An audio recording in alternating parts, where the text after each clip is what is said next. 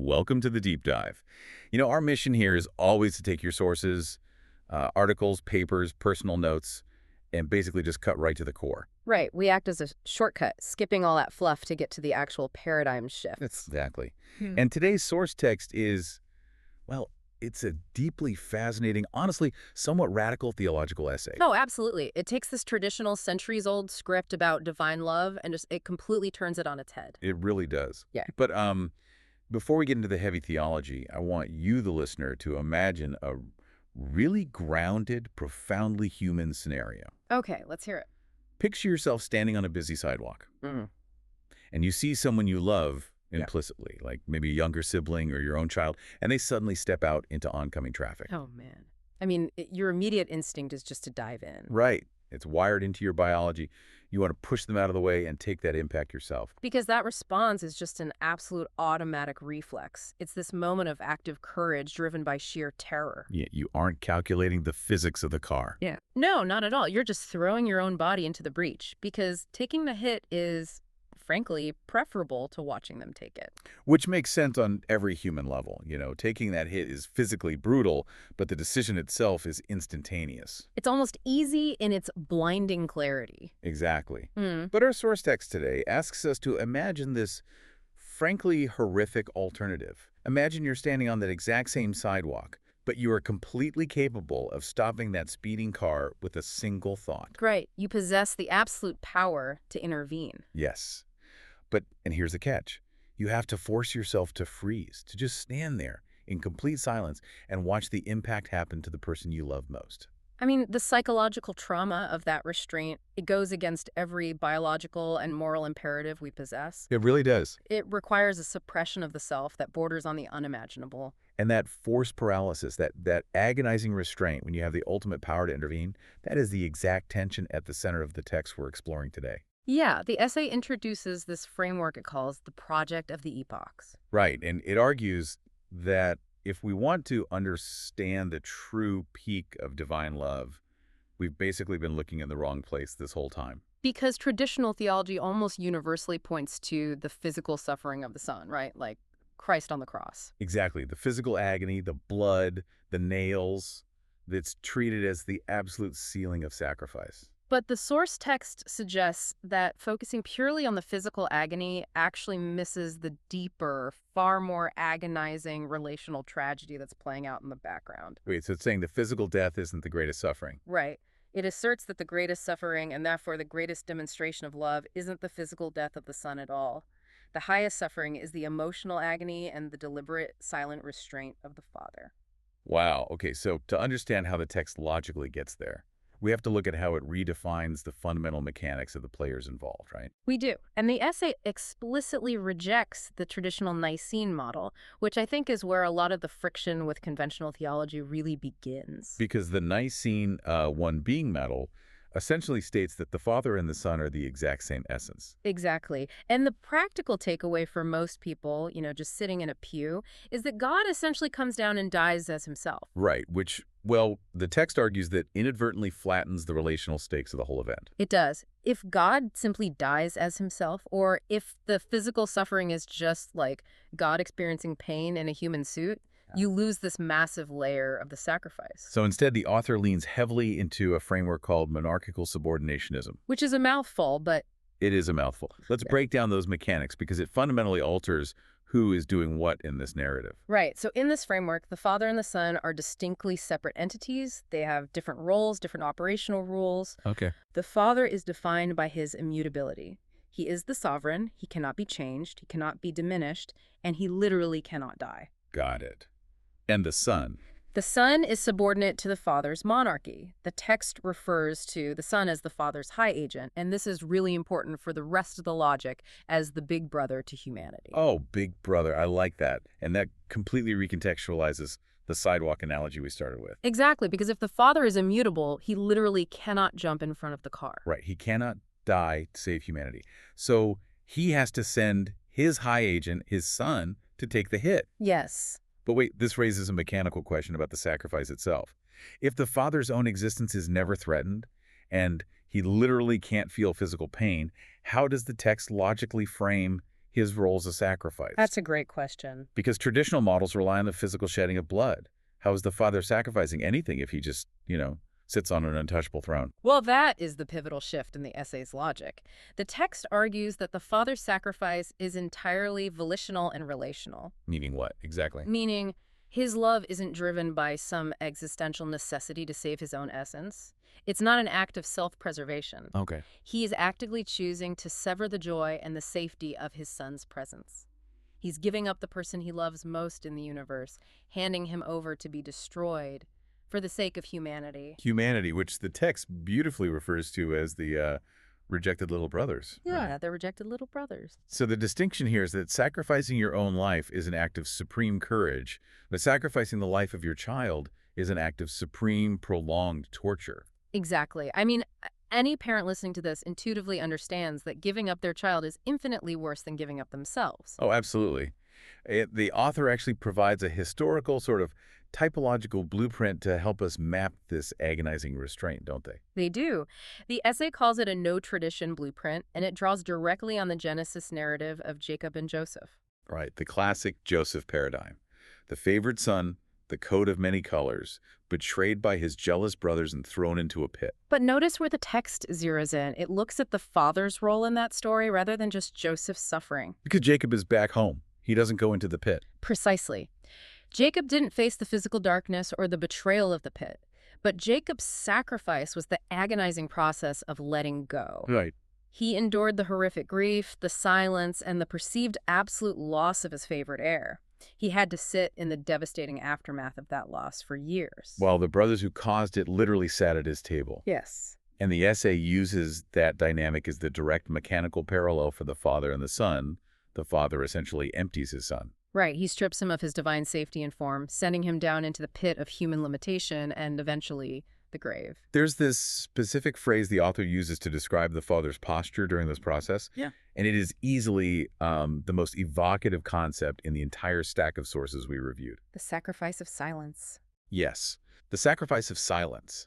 It perfectly captures the sheer psychological weight we were talking about with the car analogy. Because it is the restraint of absolute power. I mean, think about the staggering imagery of Gethsemane or the crucifixion. You have the son, the high agent, the big brother, crying out in very real, very physical human agony. Right. And on the other side of that equation, you have the sovereign father. A king who, by definition, has the power to obliterate the men torturing his son with a single fleeting thought. He could end the injustice in a millisecond. Exactly. Yet, he chooses to stay his hand. Yeah. He enforces this brutal silence on himself while his heir is publicly shamed and ravaged. And if we map that back to the parental logic, that forced inaction is framed as the ultimate zenith of suffering. Yeah. The king is watching the kingdom's heir be destroyed by the very subjects he is trying to save, and the king does nothing to stop it. He allows the shame to run its full course, purely so the kingdom might eventually be redeemed. Okay, but if I accept that the father chooses to sit in this horrific silence, I immediately hit a massive roadblock regarding his motivation. What's the roadblock? Well, why inflict this highly specific psychological torture on himself? Traditional theological models often treat the cross like clearing a massive, feudal blood debt. Right, the penal substitution idea. Yeah, humanity racked up an infinite moral deficit, and the son's physical blood was the cosmic currency required by an angry God to balance the ledger. It's essentially a violent legal transaction. It is, but our source text explicitly rejects that transactional model. Completely dismantles it. It insists that viewing this as a cosmic payoff deeply misunderstands the mechanics of what is actually happening. The text doesn't call it a legal transaction at all. What does it call it? It calls it a loving project of perfection. A loving project of perfection. That implies a process, right? Like a building of something, rather than just paying a fine. Exactly. So what is the actual mechanism at work here? How does the son's descent into the pit achieve this perfection? Well, it comes back to the distinct roles and this concept of ontology. Okay, ontology. Yeah. The son, in his original state, possessed a different ontology, a different fundamental state of being than the humans he was trying to save. Right.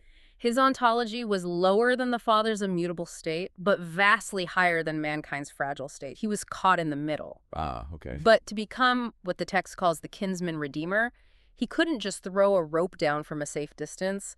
He had to bridge that ontological gap. He had to become actual kin. He couldn't just like parachute in with divine cheat codes, invincible to the actual terror of the human experience. Right. He had to play the game on the hardest setting to legitimately map the route out of the pit. That makes a lot of sense. That is exactly the mechanism. And the text points out specific, tangible gains that result from this project.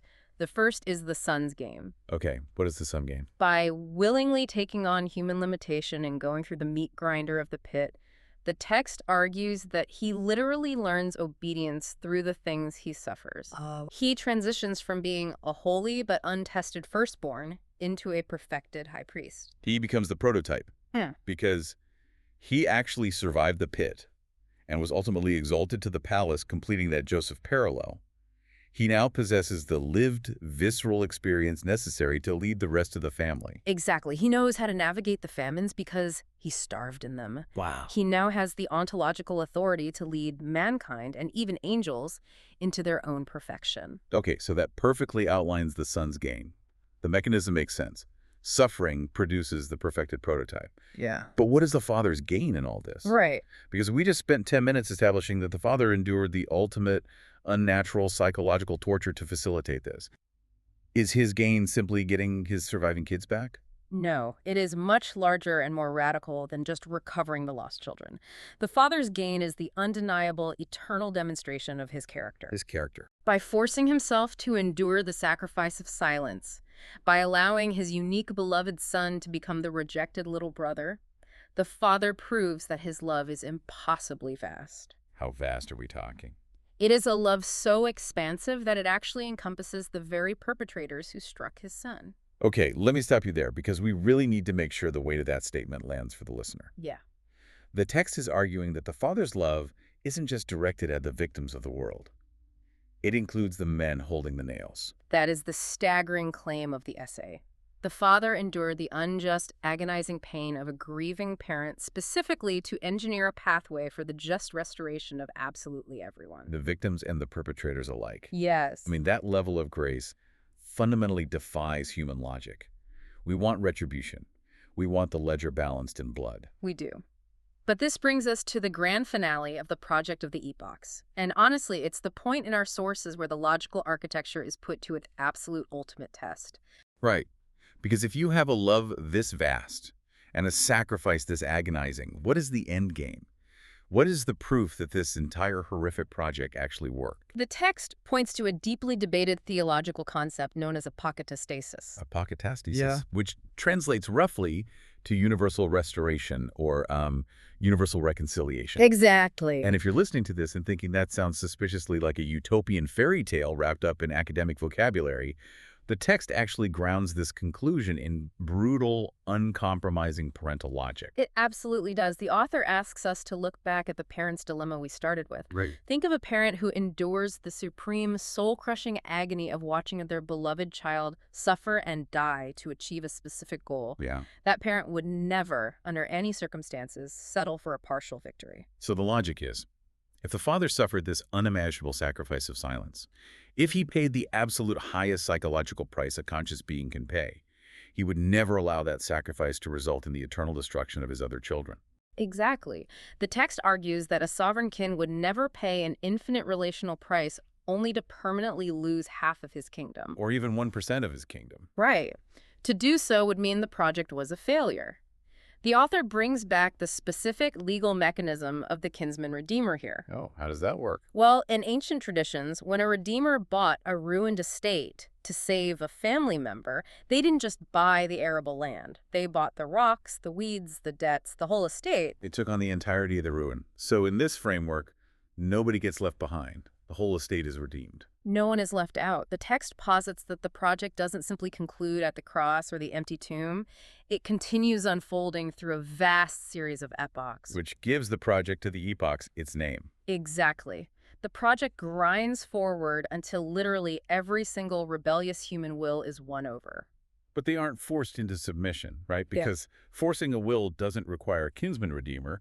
You could just use raw divine power for that. Exactly. They are won over by the sheer overwhelming, undeniable weight of this demonstrated love. Okay. The epochs burn away the rebellion by forcing every entity to confront the reality of the father's silence. So the perpetrators eventually realize what it cost the father to sit on his throne and watch them destroy his son, all just to keep the door open for their own salvation. Yes, and the psychological weight of that realization is what ultimately breaks the rebellion. I mean, the realization that the person you hated allowed their child to die to save you.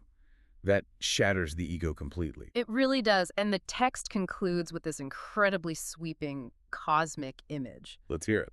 The project only officially closes when the son, having guided every last rebellious little brother out of the pit, finally hands the fully, flawlessly restored kingdom back to the father. Wow. That final act proves, having been tested through the fire of all these epochs, that the father's love is the only absolute that truly matters in the entire universe. That is, I mean, let's just zoom out and summarize exactly what this essay has done, because it is a profound paradigm shift. It really is. For so long, the theological lens has been hyper-focused on the physical suffering of the son as the ultimate currency of love. But this text invites us to move the camera. Right. It asks us to look at the silent, agonizing restraint of a sovereign father. A father who willingly gave up everything he loved and handed his heir over to the people who hated him, purely to achieve the total, complete, and just restoration of all things. It forces us to entirely rethink our functional definition of love. Yeah, because we are culturally conditioned to equate love with action. Doing something, fixing something, intervening to save someone. But the architecture of this framework suggests that sometimes the ultimate expression of love isn't diving in front of the car, it's the excruciating, unnatural choice to withhold action. To step back and allow suffering for the sake of a much greater permanent maturation and redemption. And that brings us right back to the sidewalk where we started. That desperate biological urge to intervene. This source text leaves us with a framework that is incredibly difficult to sit with, but structurally beautiful in its logic. It challenges everything. It does. So as you go about your week, I want to leave you with a question to mull over. It builds directly on the mechanics of this loving project of perfection. Okay. If the absolute highest demonstration of divine love requires stepping back, if it requires enduring the sacrifice of silence to allow someone you deeply love to face the pit so they can gain the necessary lived experience to be perfected, where in your own life might you be confusing loving protection with preventing someone's necessary, though painful, growth? Oh, that's a tough one. Are you constantly diving into traffic to take the hit when maybe, just maybe, true love requires you to stand on the sidewalk in silence? Think about it. We'll catch you on the next Deep Dive.